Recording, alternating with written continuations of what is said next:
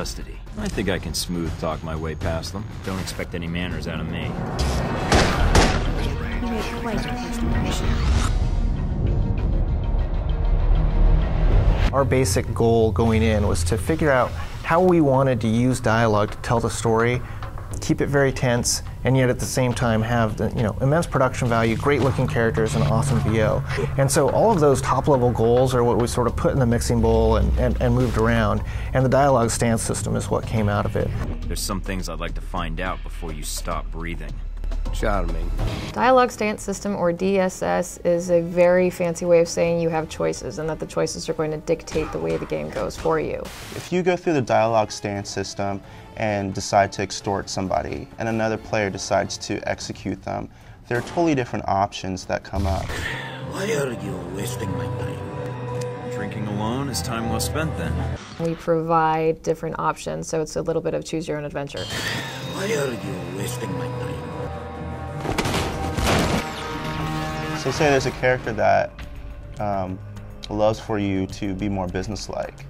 If you come into that conversation and you are being suave, coy, or annoying, you're going to get a lot of different options from them. They're probably not going to give you the information that you wanted, but you may get other things. So what's the code?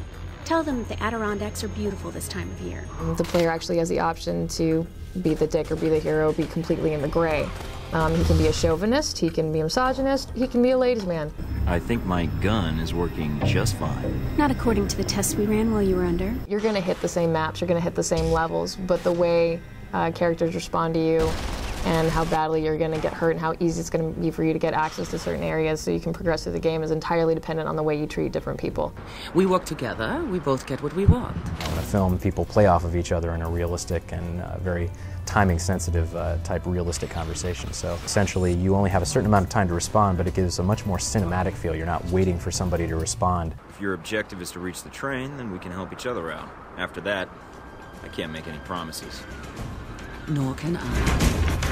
Alpha Protocol has quite a large amount of dialogue. Not as much as some of our games like Planescape Torment or even Neverwinter Nights 2, but there are a ton of characters that you talk to. What makes you think you're ready?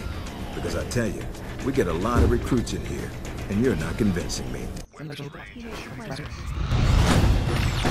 There's a cast of characters that are about 30 sort of named characters that you encounter, along with a lot of B players and C players. Can I help you? Or are you going to stand there and insult my shop all day? I initially thought it would be much more of a challenge, but once we actually got in the studio and the voice actor who plays Michael Thornton, he picked it up within one dialogue. What I don't understand, though, is why we're talking at all. Unless keeping me alive is important for some reason. It's all about testing the environment and seeing if the environment bites back. So Alpha Protocol should provide the same sort of experience for the player where it just might bite back.